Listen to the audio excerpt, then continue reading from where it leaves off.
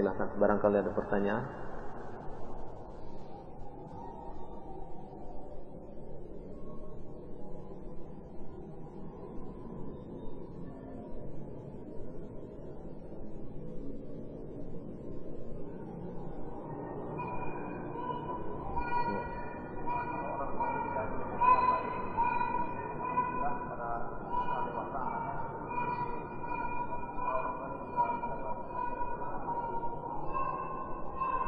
Ya.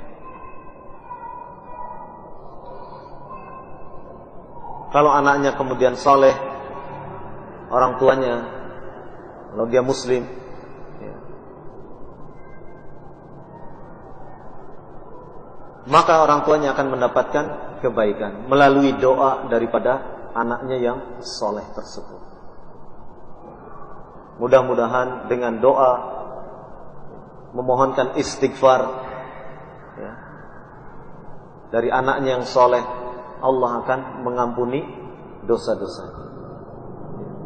Selama orang tuanya ahlu tauhid, tidak menyekutukan Allah Subhanahu wa ta'ala.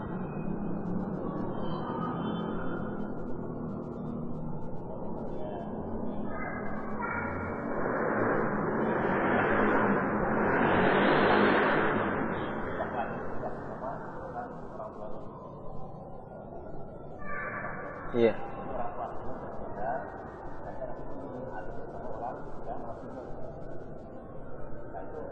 Diasuh oleh orang lain.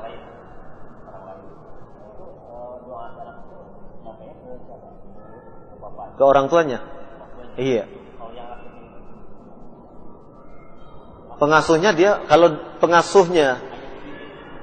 pengasuhnya memberikan kebaikan-kebaikan, mengarahkan, dia akan mendapatkan pahala dari ilmu yang diajarkannya itu. Dia akan mendapatkan jariah dari anak tersebut. Misalnya pengasuhnya mengajarkan dia membaca Al-Quran, maka bacaan Al-Quran, apa yang dibaca oleh anaknya, ilmu yang bermanfaat, ini yang akan mengalir kepada orang tuanya ini, orang tua asuhnya. Iya. Orang tua meninggal, dia akan mendapatkan manfaat dari doa anak yang soleh ini. Sebagaimana hadis tadi, ya. Waladin salihin yad'ulah. Anak yang soleh yang mendoakan kepada orang tuanya. Ya. Kalau orang tuanya ahlu tauhid, didoakan, mohon diampuni oleh Allah Subhanahu wa ta'ala, terus doakan. Kalau Allah mengabulkan, ya, maka orang tuanya ini akan diampuni. Ini terkait doa anak yang soleh. Adapun orang tuanya yang mendidik anak tersebut sehingga kemudian menjadi anak yang soleh, hartanya, ilmunya yang dia ajarkan kepada anak tersebut, itu menjadi amal yang akan menjadikan tambahan bagi orang tua asuhnya ini. Dua-duanya mendapatkan kebaikan. Wallahu a'lam bishawab.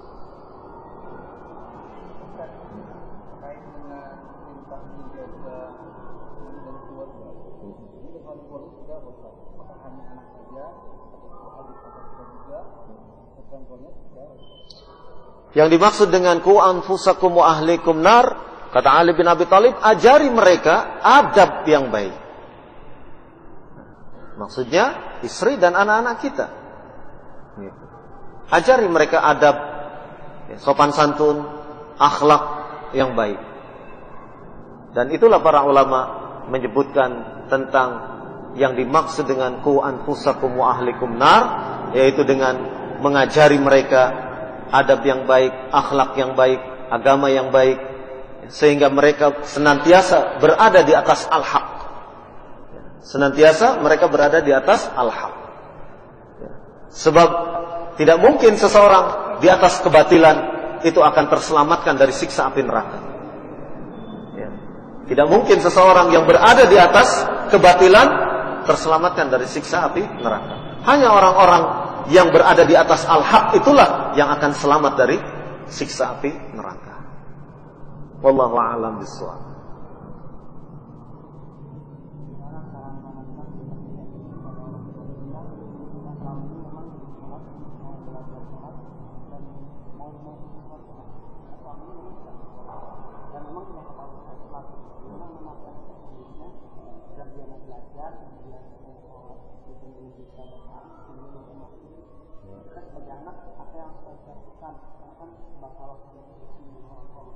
Ya. Yang harus kita lakukan sebagai anak, tanya dulu. Ditanya, kenapa tidak sholat? Belum bisa bacaannya, bagaimana kalau diajari? Ada kalanya seseorang tidak mau sholat karena minder. Dia tidak mengerti bacaannya, tidak tahu bacaannya. Sehingga akhirnya mengambil sikap, ya sudahlah, nggak sholat saja. Tapi ketika ada orang yang menawarkan diri, bagaimana kalau saya ajari? Ya. Tumbuh keinginannya untuk sholat. Nah, kalau sebabnya ini, maka siapkan diri kita untuk bisa mengajarinya. Ya. Diajari. Ya. Bacaan-bacaan yang paling ringan. Cuma bisanya Al-Fatihah dulu, tidak apa-apa, sholat, sudah.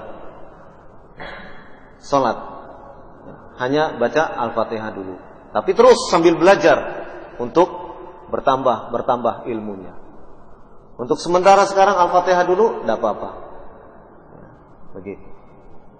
Terus sampai akhirnya dia sempurna untuk melakukan bacaan-bacaan sholatnya. Nah, kemudian ya,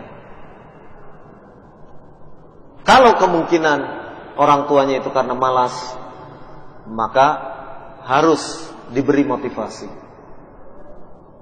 Diberi motivasi. Ya. Misalkan kita menyebutkan ayat, hadis, keutamaan orang-orang yang senantiasa menegakkan sholat. Kita sampaikan penjelasan dari para ulama. Sehingga kemudian terbangun motivasinya. Semangatnya untuk melakukan sholat terbangun.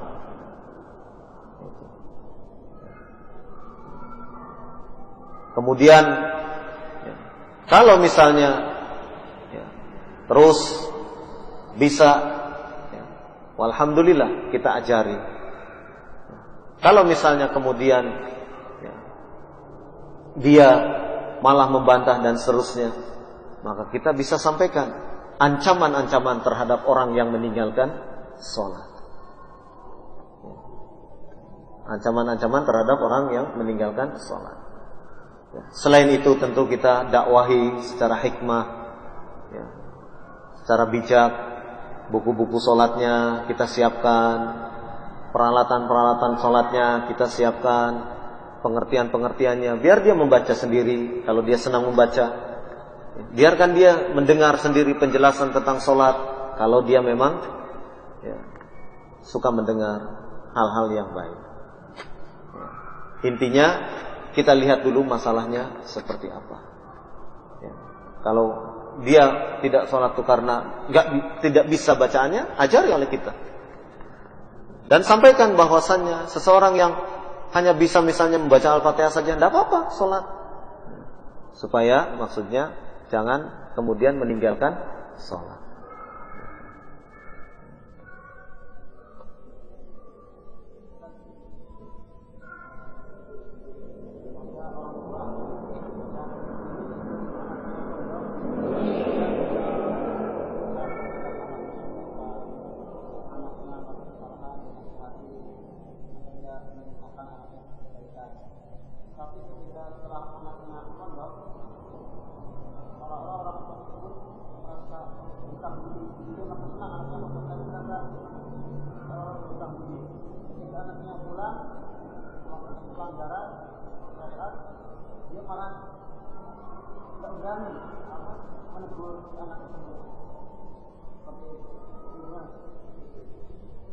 Ya, yang salah orang tuanya. Kenapa dia tidak berani menegur? Nah, kita harus mengingatkan orang tua yang seperti ini. Kita yang tahu mengingatkan. Artinya mengingatkan dengan cara-cara yang hikmah, bahwasannya yang seperti itu adalah sesuatu yang tidak benar. Ya seperti tadi diingatkan bahwasanya orang tua adalah akan menghadapi pertanggungjawaban di hadapan Allah Subhanahu wa taala. Ya, jangan kemudian menjadi dayuth, ya kan? Orang tua yang membiarkan kemungkaran terjadi di dalam rumahnya, membiarkan yang seperti itu. Jadi harus dinasehati, diberitahu, semampu kita untuk menasehati.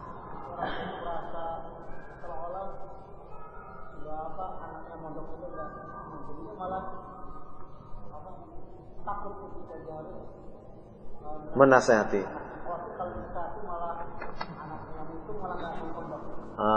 Kalau kasusnya seperti itu, cari orang yang masih didengar oleh anaknya.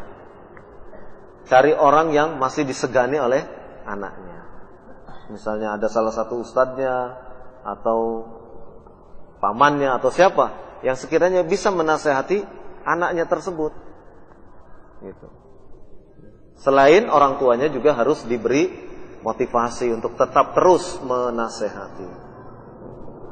Wallahu a'lam.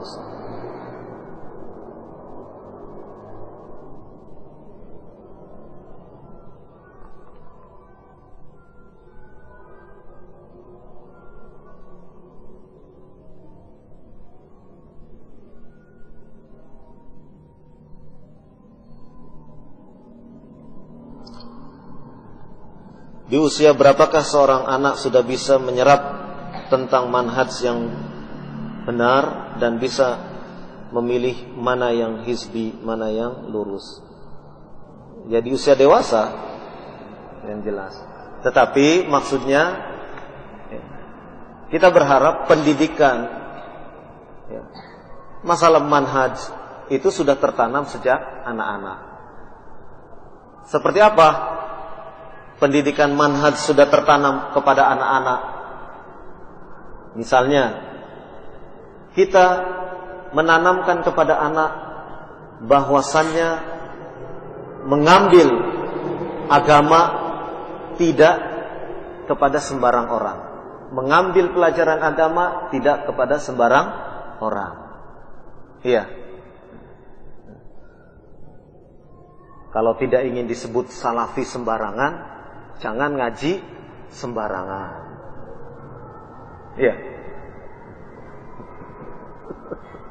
Saya dapat kata-kata itu dari Papa Nama. Kalau tidak ingin disebut orang sembarangan, jangan buang sampah sembarangan. Hah? Kalau tidak ingin jadi salafi sembarangan, jangan ngaji sembarangan.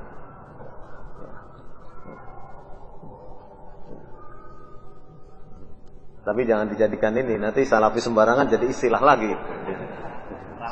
Saya ralat saja. Maksudnya kalau tidak ingin menjadi orang yang pemikirannya kacau, artinya berpikir sembarangan dan lain sebagainya, ya ngajinya harus tertata. Misalkan kita menanamkan yang seperti itu kepada anak-anak, dengan mengajarkan guru-guru atau pendidik yang seperti apa yang harus diambil ilmunya, melalui kisah-kisah para sahabat misalnya, melalui kisah-kisah para ulama, itu kita akan dapatkan. Dengan memberikan kisah-kisah itu, sebenarnya kita sedang menanamkan kepada anak, beginilah seharusnya engkau mencari ilmu. Ini pelajaran manhaj.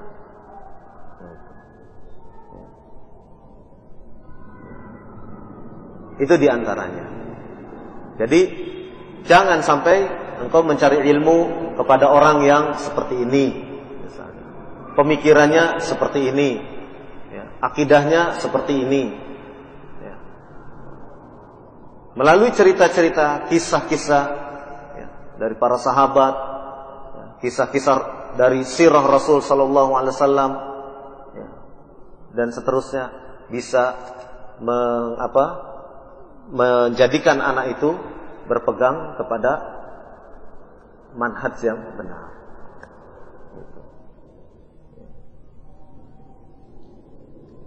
Ini terkait kepada pendidikan manhaj kepada anak.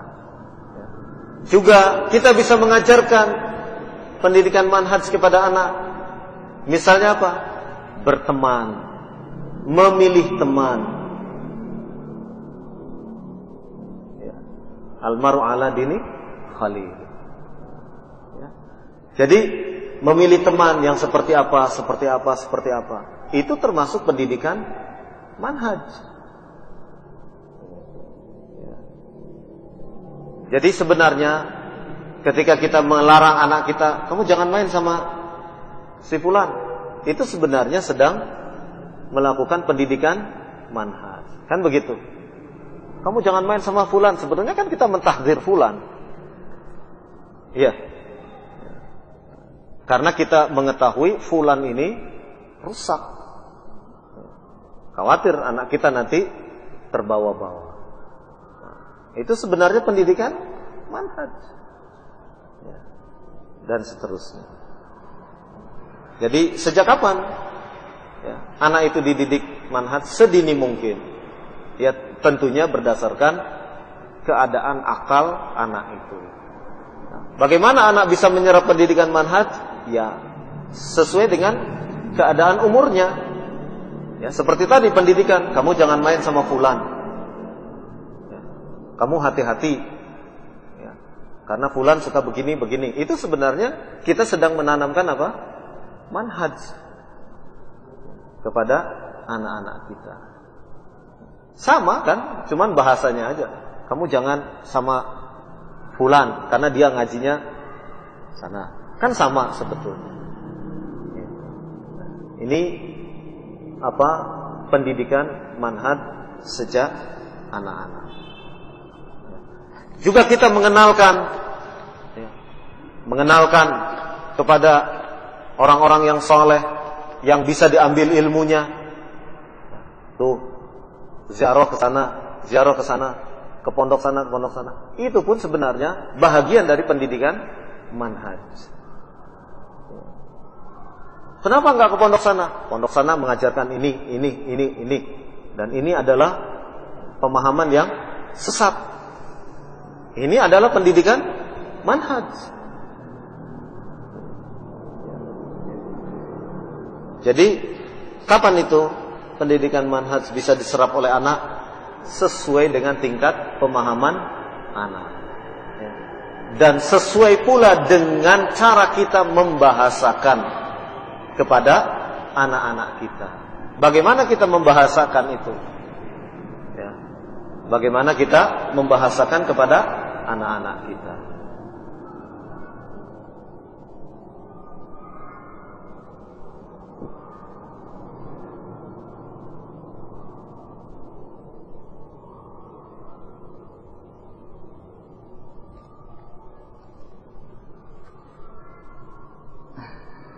Sebagian ikhwan masih ada yang menyimpan anak-anaknya di TK umum dan SD dengan syubhat. Nanti kalau sudah besar bisa dipondokkan. Karena tak ada lembaga pendidikan di tempat kami terpaksa. Ya inilah keterpaksaan yang akan membawa madorot. Sebenarnya kalau memang terpaksa, lebih bagus kita terpaksa mengadakan sekolah darurat daripada sama-sama terpaksa. Ya. Misalnya apa?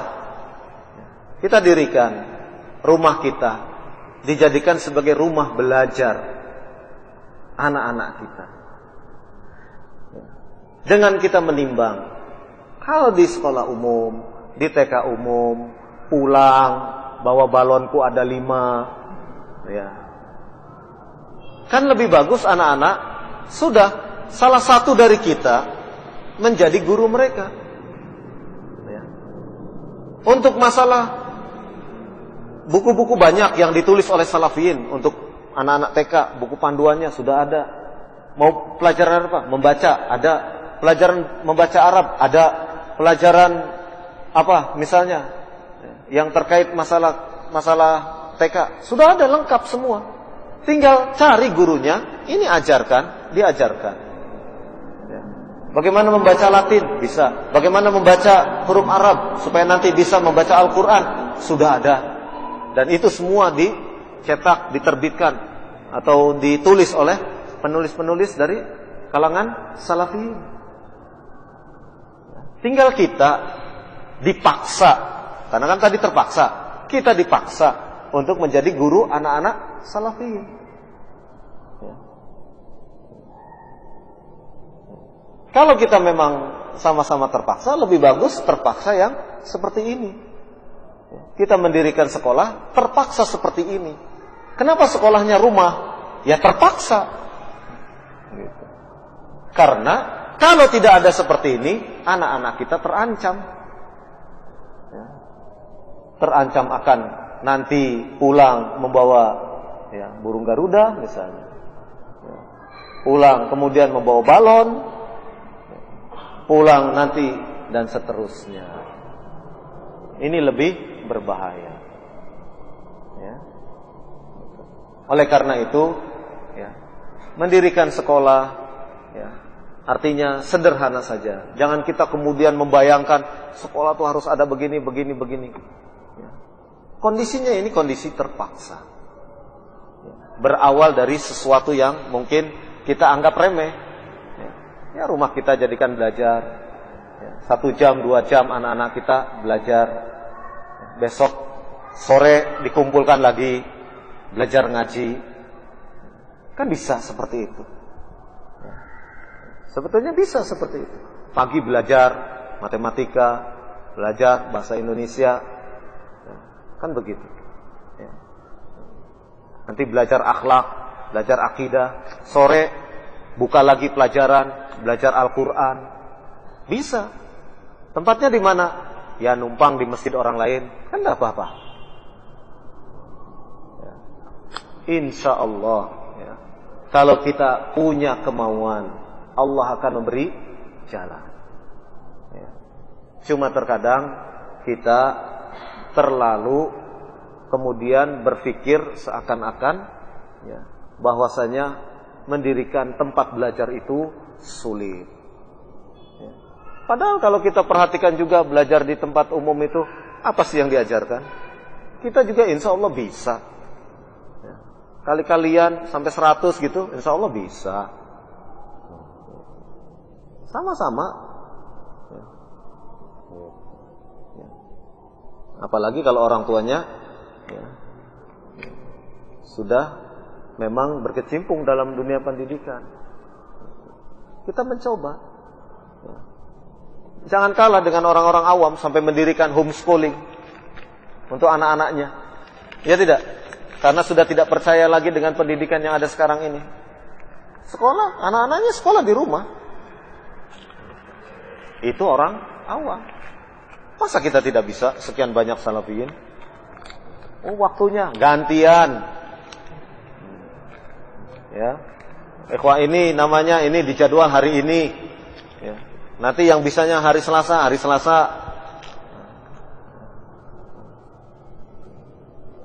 Kok dipaksakan amat? Ya karena terpaksa. Kan begitu. Sama-sama kita dalam keadaan terpaksa. Wallahu a'lam bishawab. Subhanakallahumma bihamdik asyhadu an la ilaha illa anta astaghfiruka wa atubu.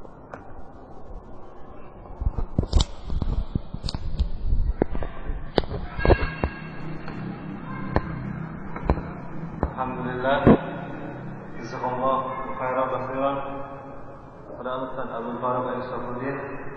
Insyaallah kajian ini akan berlanjut hari Ahad besok dengan waktu yang sama, dimulai dari jam 13.00 sampai jam setengah 3 sore.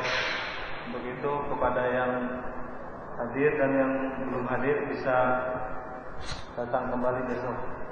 Assalamualaikum warahmatullahi wabarakatuh.